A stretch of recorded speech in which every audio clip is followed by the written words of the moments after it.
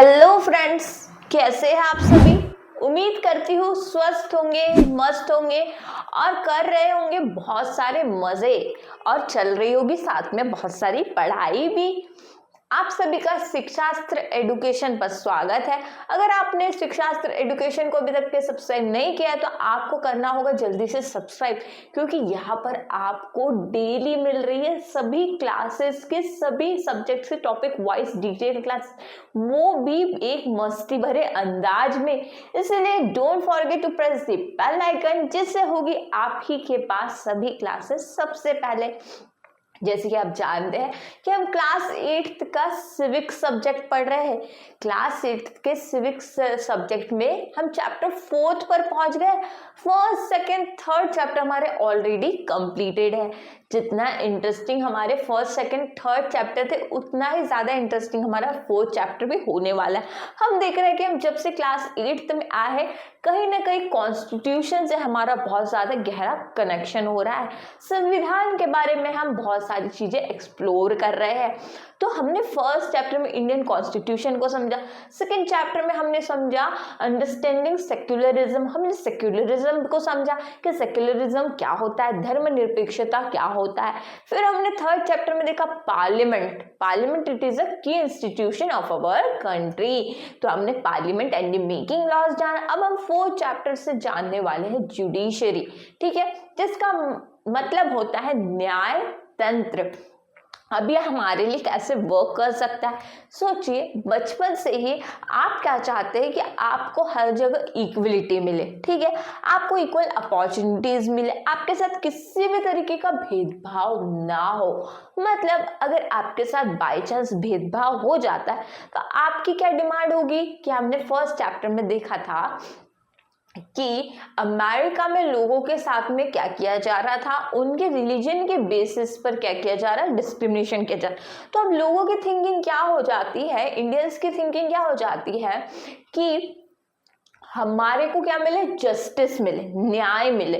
तो वैसे ही अगर आपको इक्वल अपॉर्चुनिटीज नहीं मिलती है तो आपके भी फीलिंग्स, आपकी भी थिंकिंग क्या होती है कि हमें न्याय मिले, हमें जस्टिस मिले और प्लस हमारे साथ में इक्वली बिहेवियर हो, सोसाइटी हमारे साथ इक्वली बिहेव करे, हमारे साथ किसी भी तरीके का डिस्क्रिमिनेशन ना हो। तो ऐसी ही चीजों को रिलेट करने वाला है ये आपका चैप्टर, जिसका मतलब है न्याय तंत्र। अब न्याय तंत्र कैसे चलता है, न्याय तंत्र के पास क्या क्या पावर है, जुडिशियल सिस्टम क्या है, ये सारी चीजें हम गहराई से इस चैप्टर में समझेंगे। चैप्टर को स्टार्ट करने से पहले देखते हैं चैप्टर का ओवरव्यू। चैप्टर के ओवरव्यू में हम इंट्रोडक्शन सबसे पहले देखेंगे। इंट्रोडक्शन से हमें पता चलता है कि हम चैप्टर से क्या सीखने वाले हैं, चैप्टर हमसे क्या कहने वाला है और चैप्टर हमें क्या सिखाना चाहता है। वो क्या चाहता है कि हम हमारे को क्या क्या चीजें एकदम बिल्कुल कट एंड क्लियर हो जाए।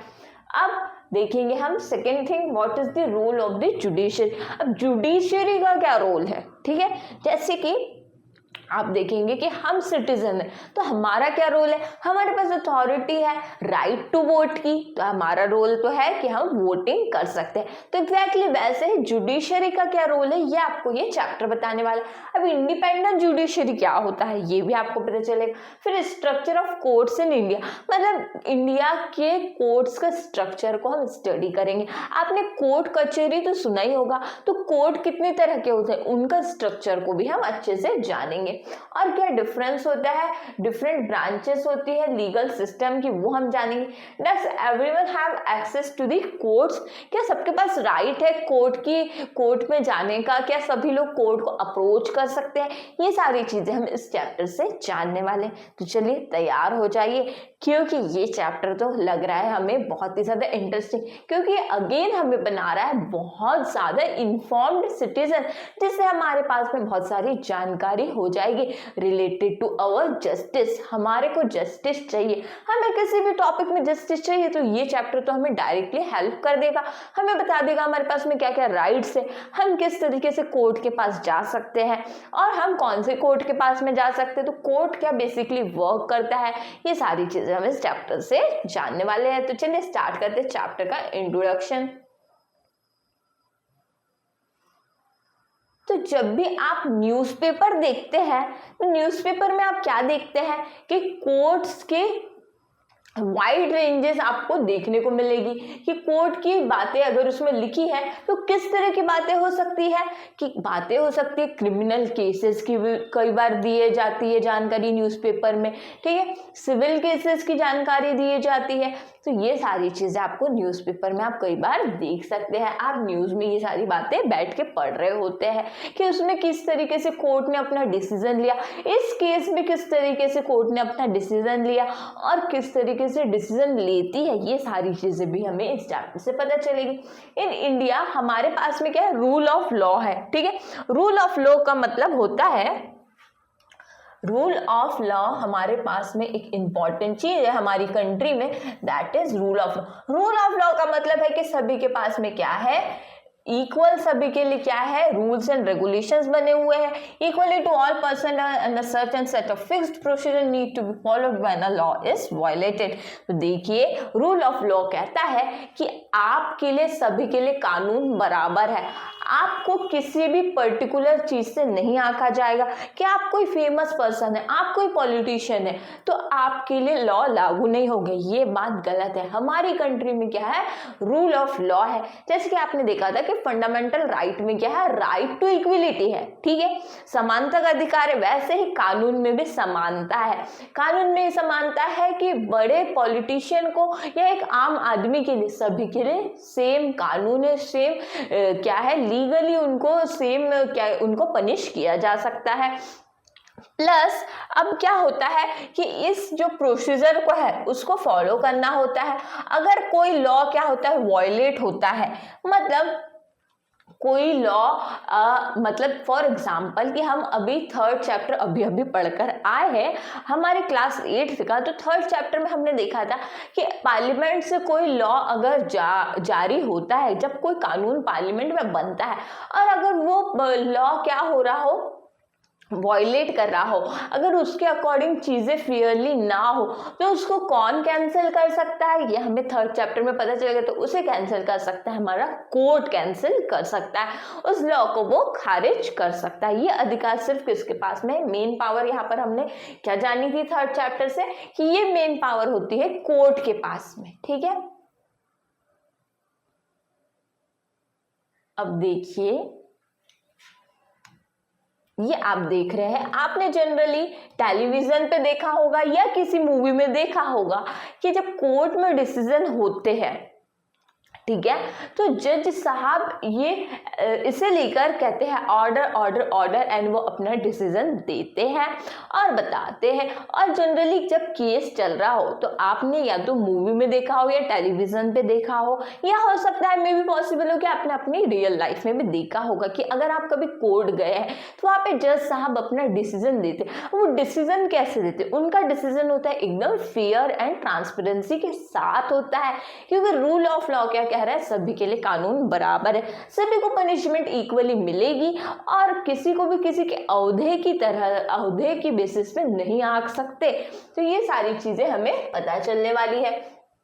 तो जुडिशियल सिस्टम हमारे पास में क्या है, जुडिशियल सिस्टम है, ठीक है, न्यायतंत्र का एक सिस्टम है। वो क्या बता रहा है, जो एक मैकेनिज्म को फॉलो करता है जिसमें सिटीजन्स क्या कर सकते हैं, कोर्ट को अप्रोच कर सकते हैं। अब कैसे अप्रोच कर सकते हैं, फॉर एग्जांपल कि अगर लोकल केसेस है, ठीक है, लोकल केसेस है, डेली लाइफ के केसेस है, तो हम लोकल कोर्ट जाएंगे, ठीक है, लोकल कोर्ट जाएंगे। अगर अब हम किसी केस पर अपील करते हैं, हम किसी केस पर अपील करते हैं तो फिर हम जाएंगे सुप्रीम कोर्ट या हाई कोर्ट। केस की अपील होती है सुप्रीम कोर्ट या हाई कोर्ट से, ठीक है, हाई कोर्ट से, हायर कोर्ट से। तो देखिए इस तरीके से कोर्ट में क्या है, एक मैकेनिज्म है, मैकेनिज्म के थ्रू क्या करते हैं, सिटीजन्स उसको अप्रोच करते हैं जब किसी लॉ को वायलेट करना होता है। अब ये क्या है, जुडिशियल सिस्टम एक इंपॉर्टेंट ऑर्गन है हमारी गवर्नमेंट का, the judiciary plays a crucial role in the functioning of India's democracy. तो देखिए, अगर न्यायतंत्र नहीं होता, सोचिए अगर जस्टिस आपको नहीं मिलेगा, आप तो चाह रहे हैं कि हमें इक्वल राइट्स जो मिले हैं हम बिल्कुल उसी के साथ में जिए, हमारे साथ किसी भी तरीके का क्या हो, अन्याय ना हो, ठीक है, इनजस्टिस वाली चीजें हमारे साथ में ना हो, हमारे साथ में किसी भी तरीके का डिस्क्रिमिनेशन ना हो। ये आपकी एक्सपेक्टेशंस है और ये एक्सपेक्टेशंस बिल्कुल सही है, क्योंकि हमारे इंडियन कॉन्स्टिट्यूशन कह रहा है कि हमारे पास में राइट टू एजुकेशन है, राइट टू इक्वलिटी है, फ्रीडम ऑफ स्पीच है कि हम बोल सकते हैं फ्रीडम के तौर पे कि हम किसी भी धर्म को अपना सकते हैं, हमारे पास हर चीज़ की क्या है, फ्रीडम है, ठीक है। दैट्स वाई कि हमें फ्रीडम मिली है, हमें इंडिपेंडेंस मिली है, तो देखिए हमारे पास में ये सारे अधिकार हमारे फंडामेंटल राइट्स हमें डिस्क्राइब करते हैं। अब क्या होता है कि जब आपको अगर ये ना मिले, ठीक है, आपको ये सारी चीजें, आपको जस्टिस ना मिले, तो आप तो टेंशन में आ जाएंगे कि हमें क्यों जस्टिस नहीं मिल रहा है, आपको क्योंकि चाहिए जस्टिस, आप चाहते इक्वल अपॉर्चुनिटी। तो अब क्या, ये जो जुडिशरी सिस्टम है ये बहुत ही इंपॉर्टेंट पार्ट है डेमोक्रेसी का, ठीक है, गवर्नमेंट का एक ऑर्गन है, एक जैसे कि हमारी बॉडी में ऑर्गन्स होते हैं जो प्रॉपर हमारी बॉडी को वर्क करने में हेल्प करते हैं। फॉर एग्जांपल कि हमारे पास हैंड्स है, तो हैंड्स हमारे लाइफ का इंपॉर्टेंट ऑर्गन बन गए कि देखिए कि हैंड्स होंगे तभी तो हम खा पा रहे हैं, लिख पा रहे हैं ना, और एक्टिविटीज कर पा रहे हैं। तो देखिए न्याय के लिए भी एक ऑर्गन है, दैट इज जुडिशरी, न्याय तंत्र नाम का सिस्टम है, जुडिशियल सिस्टम है जो कि प्रोवाइड करता है आपको जस्टिस, आपके लिए डिसीजंस लिए जाएंगे बिल्कुल फेयर एंड अनबियास्ड, ठीक है, अनबियास्ड आपके लिए डिसीजन लिए जाएंगे ट्रांसपेरेंसी के साथ में। इसमें कभी भी धोखाधड़ी नहीं हो सकती, कोई भी जज कभी चालाक नहीं हो सकता, वो कभी भी आपके अगेंस्ट डिसीजन नहीं ले सकता। फॉर एग्जाम्पल कि अब क्या होता है, हम इसको एक एग्जाम्पल के थ्रू भी समझ लेते हैं कि एग्जाम्पल लीजिए कि क्या हुआ कि एक बार एक फैमिली है वो रेंट से रहती है, एक फैमिली रेंट से रह रही है, तो अब उन्हें घर से बाहर निकाल दिया जा रहा है, ठीक है। अगर उन्हें घर से बाहर निकाल दिया जाएगा और वो भी ऐसे ही परेशान करके, डिस्क्रिमिनेशन करके, ठीक है, कि तुम प्रॉपर क्या कर रहे हो, क्लीनलीनेस नहीं कर रहे हो, और भी बहुत सारे टॉपिक्स अगर हम इसमें इंक्लूड कर दें, तो फैमिली के पास में ये राइट है कि वो अप्रोच कर सकती है, किसी कोर्ट को अप्रोच कर सकती है, कि वो अपना कोर्ट केस डाल सकती है।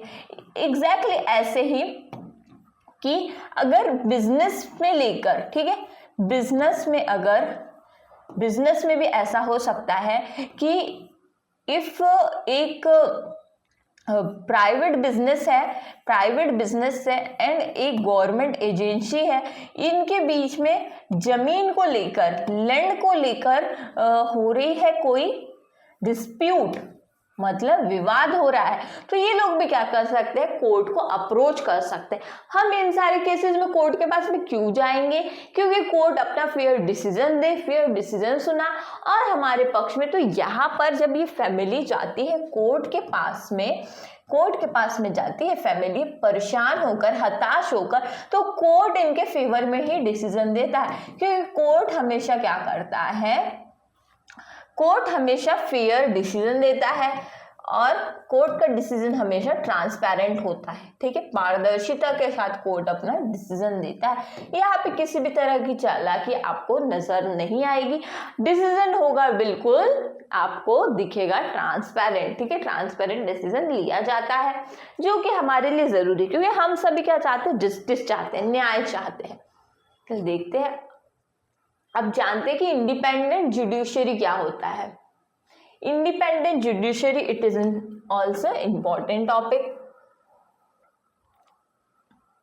इंडिपेंडेंट जुडिशरी की अगर हम बात करें तो ये भी एक इंपॉर्टेंट टॉपिक है, ठीक है। इसका मतलब क्या होता है, ठीक है, इसका मतलब क्या होता है कि कोर्ट के बीच में, ठीक है, और सुप्रीम कोर्ट के बीच में देखिए, कोर्ट्स के बीच में भी रिलेशंस होता है, कोर्ट के बीच में भी क्या होता है, रिलेशन होता है, ठीक है। Is there any connection between the, connection होता है, रिलेशन होता है, is there any relation between the court in your area that the supreme court in New Delhi. तो आप देखिए कि इनके बीच में क्या है, कह रहे हैं कनेक्शन है, जो कि आपके एरिया में कोर्ट है और सुप्रीम कोर्ट जो है न्यू दिल्ली में। ये देखिए, ये पिक्चर से भी आपको क्लियर हो जाएगा, यहाँ पे सुप्रीम कोर्ट की पिक्चर दी गई है ताकि आपको कभी भी कंफ्यूज ना। इस चैप्टर में हम यही फाइंड आउट करने वाले, हमारे पास इसी बात का आंसर मिलेगा, हमें इस क्वेश्चन का आंसर मिल जाएगा इस चैप्टर के थ्रू।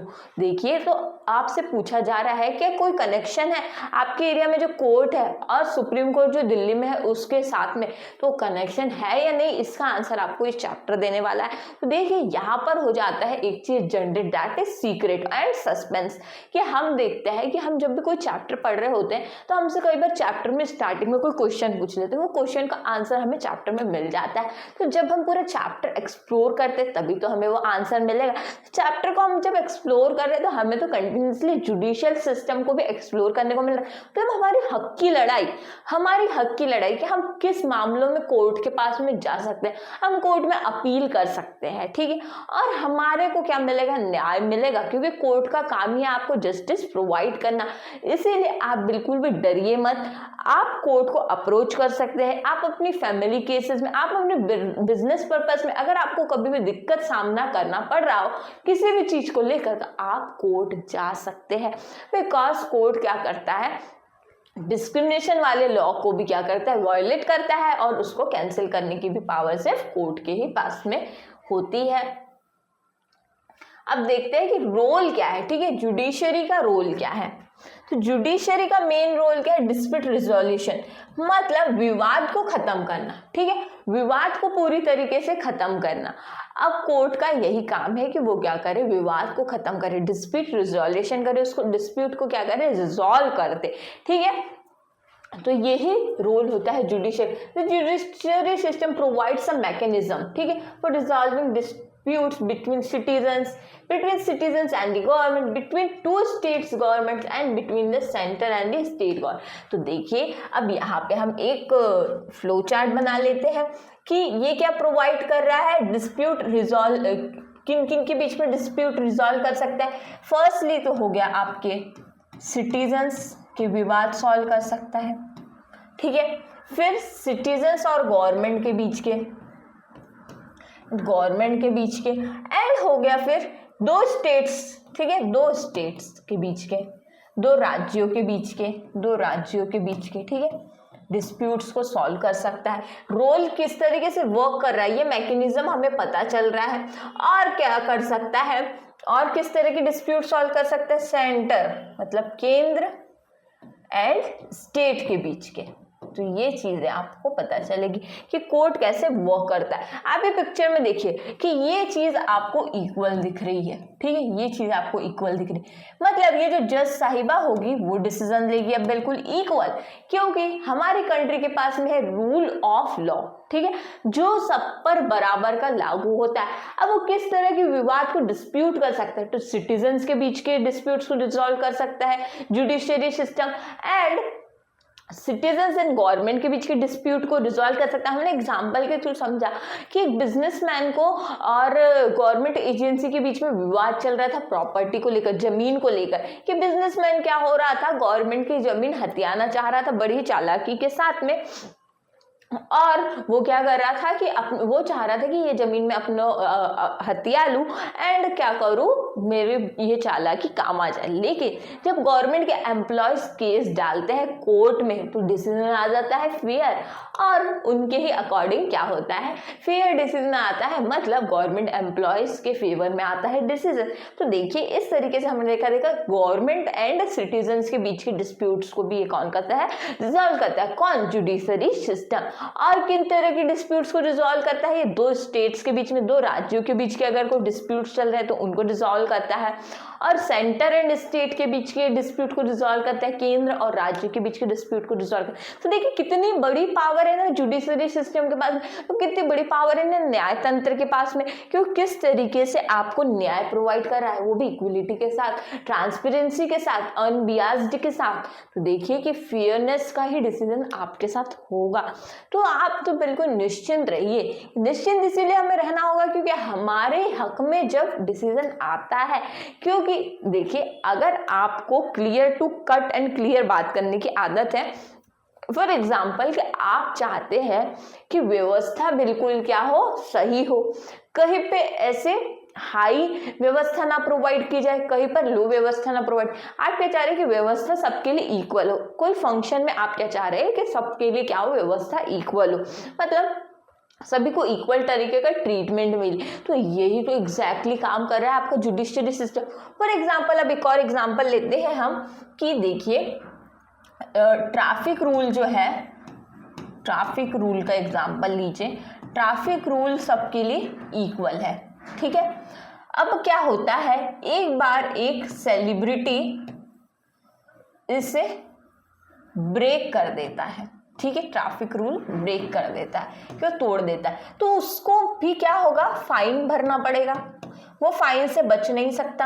एग्जैक्टली ऐसे ही अगर एक आम आदमी भी क्या करता है, रूल को ब्रेक करता है, क्योंकि ट्रैफिक रूल सबके लिए बना हुआ है, सबके लिए इक्वल है, क्योंकि हमारे इंडिया के पास में क्या रूल ऑफ लॉ है, ट्रैफिक रूल सबके लिए इक्वल। तो अगर आप ट्रैफिक रूल क्या कर देंगे, ब्रेक कर देंगे, अगर आप कोई पॉलिटिशियन है, अगर आप कोई नेता है, चाहे आप कोई प्रेसिडेंट ही क्यों ना, आपको फाइन भरना पड़ेगा, ठीक है, आपको जुर्माना भरना पड़ेगा। अगर आप क्या करते हैं, चीजों को क्या करते हैं, हल्के में ले लेंगे, तो ऐसे काम नहीं चलेगा। चीजों को हम हल्के में नहीं ले सकते। ये जुडिशियरी सिस्टम वर्क करता है बिल्कुल फेयरली एंड ट्रांसपेरेंसी के साथ में। तो यहाँ पे हमने ये चीज समझी। अब हम क्या देख रहे हैं, जुडिशियल रिव्यू, ये और एक इंपॉर्टेंट टॉपिक है।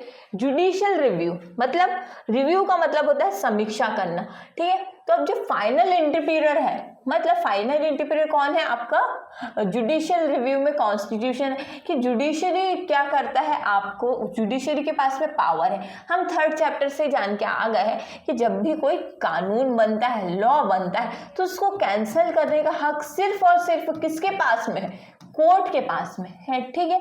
अब कौन से लॉ को कोर्ट कैंसिल कर सकता है, जो कि अनफेयरली हो या डिस्क्रिमिनेशन वाले हो या वायलेटेड हो, ठीक है, उसको वायलेट कर सकता है। अब देखिए, और उसको स्ट्रिक डाउन कर सकता है, स्ट्राइक डाउन कर सकता है। Particular laws passed by the parliament, it believes that this are a violation of the basic structure of the constitution, this is called judicial review. Judicial review का exact meaning क्या होता है कि constitution में हमने क्या देखा है कि हमारे को सारे राइट्स पता है, हमको सारे रूल्स एंड रेगुलेशंस पता है कॉन्स्टिट्यूशन, लेकिन अगर क्या हो, कोई भी लॉ अगर इसको ब्रेक करे, ठीक है, इसको ब्रेक करता है, वो बेसिक स्ट्रक्चर को ब्रेक करता है, किसके, कॉन्स्टिट्यूशन के बेसिक स्ट्रक्चर को अगर ब्रेक किया जाए तो कोर्ट उस कानून को खारिज कर देगा। दैट्स वाई कि जुडिशियल रिव्यू होता है। जुडिशियल रिव्यू होगा मतलब समीक्षा की जाती है, कोर्ट देखता है, न्यायतंत्र इस चीज को देखेगा। किस चीज को देखेगा, कोई भी कानून बनता है तो उसकी समीक्षा भी करता है। जुडिशियल रिव्यू किया जाता है कि ये हमारे कॉन्स्टिट्यूशन के बेसिक स्ट्रक्चर को फॉलो कर रहा है कि नहीं कर रहा। इफ ये बेसिक स्ट्रक्चर के अगेंस्ट है तो इसको खारिज कर दिया जाएगा, इसको कैंसिल कर दिया जाएगा, ये लॉ नहीं चल पाएगा। भले ये पास हो गया हो पार्लियामेंट से, लेकिन इसको कैंसिल कर देगा आपका कोर्ट। तो मेन पावर आप देख रहे हैं कोर्ट के पास में। आप कोर्ट के पास में अपनी अप्रोच लेकर जा सकते हैं। डेली केसेस मतलब आपसी वाद विवाद के लिए आप लोकल कोर्ट जा सकते हैं, और जब किसी चीज की आपको अपील करना हो तो आप सुप्रीम और हाई कोर्ट का सहारा ले सकते हैं। देख रहे हैं कि कोर्ट का भी अपना एक बहुत ही ज्यादा यहाँ पर हमें इंपॉर्टेंट रोल ये 4 चैप्टर से समझ में आ रहा है कि कोर्ट कचहरी के मामले जब हम न्यूज़पेपर में पढ़ते हैं तो हम उसमें क्या देखते हैं, जनरली क्रिमिनल केसेस भी हमारे सामने आते हैं। क्रिमिनल केसेस किस तरीके होते हैं कि देखिए, क्रिमिनल केसेस इस तरीके के आपने कभी कभार न्यूज़पेपर में देखी होगी कि आज इस जगह मर्डर हो गया। तो जब मर्डर हो जाता है तो उसकी जो इन्वेस्टिगेशन होती है तो उस पर केस चलने लगता है। जब पुलिस इन्वेस्टिगेशन के बाद में जब वो क्रिमिनल पकड़ा जाता है जिसने मर्डर किया है तो उसको सजा होती है। इसमें हम जब बड़ी क्लास में इस चैप्टर के साथ में हम इस सब्जेक्ट के साथ में जाएंगे तो ये बन जाता है आपका पॉलिटी।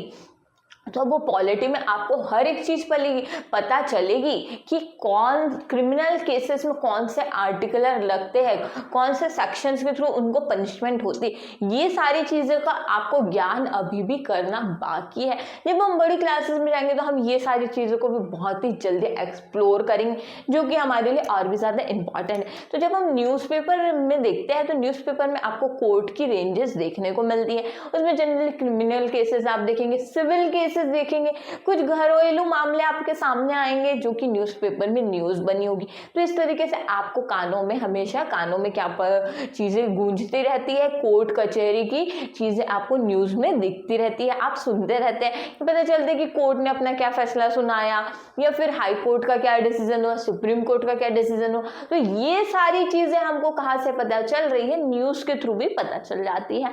और हम तो एक इन्फॉर्म्ड सिटीजन है, दैट्स वाई कि हमें जुडिशरी सिस्टम किस तरीके से वर्क कर रहा है, किस तरीके से रूल ऑफ लॉ है हमारी कंट्री के पास, हमारे पास में रूल ऑफ लॉ है, जिससे हमें पता चलता है कि कानून सभी के लिए बराबर है। चाहे हम एक सेलिब्रिटी होकर क्या करें, ट्रैफिक रूल ब्रेक कर दे तो भी हमको फाइन भरना, चाहे हम एक आम आदमी होकर ट्रैफिक रूल ब्रेक कर दे तो भी हमें फाइन भरना है। हम बच नहीं सकते, कानून के हाथों कोई नहीं बच सकता। आपने डायलॉग तो सुने ही होंगे, कानून के हाथ बड़े ही सख्त होते हैं, कानून से कोई बच नहीं सकता। इसीलिए देखिए, आपने एक चीज नोटिस करी कि हम 3rd चैप्टर से थोड़े इंटरकनेक्टेड हो रहे हैं 4th चैप्टर में, कि कानून बनना हमें पता चल रहा है 3rd चैप्टर में कि कानून बनते पार्लियामेंट में है। अब कानून कैंसिल कैसे कहाँ होते हैं ये हमें पता चल गया कि वो कैंसिल हो सकते हैं कोर्ट से ही। कोर्ट के पास सिर्फ एक इकलौता क्या है, राइट है, पावर है कि वो क्या करे, ऐसे कानून को कैंसिल कर दे जो कि डिस्क्रिमिनेशन वाले हो। ये वो कोर्ट के पास ये है कि वो स्ट्रिक डाउन कर सकता है लॉ को, जो कि हमारे कॉन्स्टिट्यूशन के बेसिक स्ट्रक्चर को क्या कर रहे हैं, बेसिक स्ट्रक्चर के अगेंस्ट हो। तो देखिए कितनी सारी बातें आपको इस चैप्टर के स्टार्टिंग से ही पता चल रही, मतलब हम बहुत ज़्यादा इन्फॉर्म्ड सिटीजन बन रहे हैं। और हमें तो लग रहा है कि अब जब हम क्लास 8 तो पूरी कंप्लीट करेंगे तब तक के तो हमें बहुत सारे फैक्ट्स पता चलेंगे और हमें बहुत सारी बातों का ज्ञान हो जाएगा। जिस तरीके से हमें आज हमारे न्याय का ज्ञान हो गया कि हमें न्याय पाने के लिए हम किस चीज़ को अप्रोच कर सकते हैं, हम कैसे अपील डाल सकते हैं। अभी तो चैप्टर बस शुरू हुआ है, अब चैप्टर में आगे देखते हैं होता है क्या। आगे हमें पता चलेगा कि पर्टिकुलर एक कोर्ट कैसे काम करता है, तो हम कोर्ट के स्ट्रक्चर की भी स्टडी करने वाले हैं। यहाँ पे होता है हमारे चैप्टर का इंट्रोडक्शन पार्ट कंप्लीट। इफ अगर आपको इंट्रोडक्शन पार्ट में कोई भी डाउट है तो आप कमेंट करके ज़रूर बताइए ताकि आपका डाउट सॉल्व हो जाए। और इसी तरह खूब सारी पढ़ाई कीजिए, मस्ती कीजिए और अपनी हॉबीज़ पर भी फोकस कीजिए। आपके जो भी फेवरेट हॉबी है उसको डेली आप टाइम दीजिए, क्योंकि ये भी आपके लाइफ का बहुत ही इंपॉर्टेंट पार्ट है। इससे इंटरेस्ट बढ़ जाता है और ज़्यादा पढ़ाई में, कि हम पढ़ाई में और ज़्यादा ध्यान दे सकते हैं जब हम हमारी मनमर्जी की फेवरेट चीज भी कर लेते हैं। और अब मिलते हैं अब हमारी नेक्स्ट क्लास में। तब तक के लिए आपको ये सारे चैप्टर को अच्छे से रिवाइज करना है, प्लस नोट्स बनाना मत भूलिएगा। आप एक डायरी में सारे इंपॉर्टेंट पॉइंट जरूर नोट कर दे चलिए कि जुडिशियल सिस्टम का क्या रोल है, जुडिशियल रिव्यू क्या होता है, ये सारी चीजें आपको नोट डाउन करते हुए चलना है। अब मिलेंगे हम हमारी नेक्स्ट क्लास में। Thanks for watching.